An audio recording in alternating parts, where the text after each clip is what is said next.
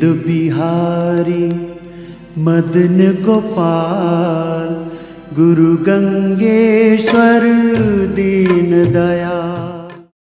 लोग कहते हैं जी भगवान हमें मिलता नहीं और भगवान हमारे हृदय मंदिर में डेरा डालता है। पर सच पूछिए, हम तो भगवान को अपने हृदय में आने के लिए जगह स्थान ही नहीं दे रहे। आप कहेंगे क्यों? एक संत आ गए,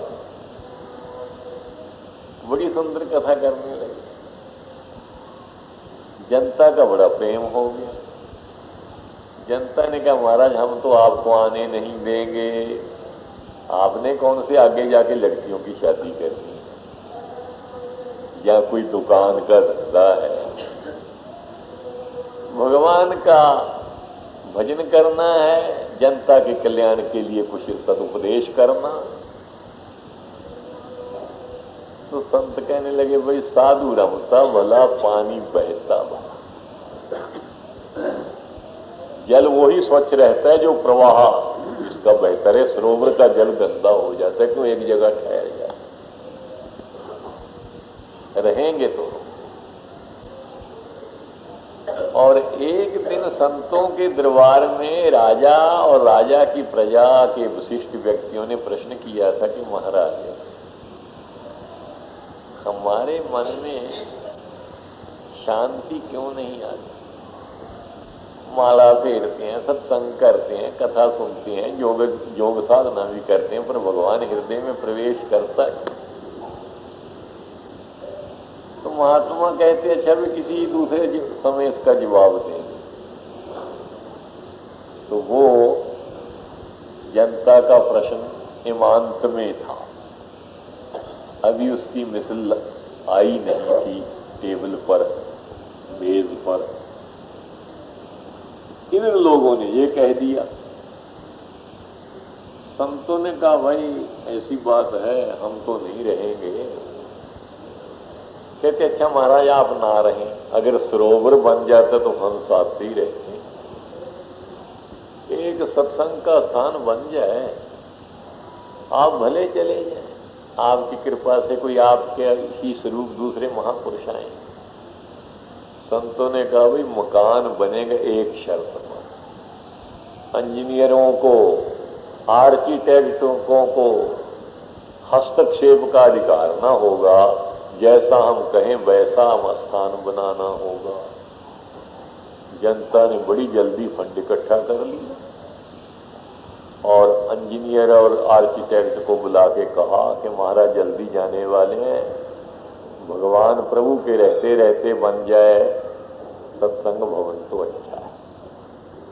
खैर आजकल क्या है, वर्षों के काम महीनों में, महीनों के काम दिनों में, दिनों के काम घंटों। अधिक मजदूर लगा दिए और दिन रात काम होने लगा। 15-20 दिन में ही सत्संग भवन तैयार। अब इंजीनियर और आर्किटेक्टों ने संत को कहा महाराज देख तो आए आप, कोई कमी हो तो पूरी कर दी जाए। संत गए। जब संत गए तो कहते अच्छा भी ऐसा करो, इस मकान में खंबे लगा दो, पत्थर ऐसे सघने खंबे लगाओ कि चींटी न घुस। आर्किटेक्टों ने कहा भगवान लाखों रुपया लगाया है, पानी में मिल जाएगा, जनता के पैसे को बर्बाद करने से क्या फायदा। उन्होंने कहा देखो भाई हमने पहले कहा था हमारे काम में किसी को हस्तक्षेप न करना होगा, जैसा हम कहते हैं वैसा कर। विवश थे बेचारे, मजबूर थे। सारे हाल को जिसमें 10-5 हजार आदमी को बैठने का था खंबे लगा दिए। मनुष्य तो प्रवेश कर ही क्या सकता है, चींटी भी नहीं प्रविष्ट हो सकती।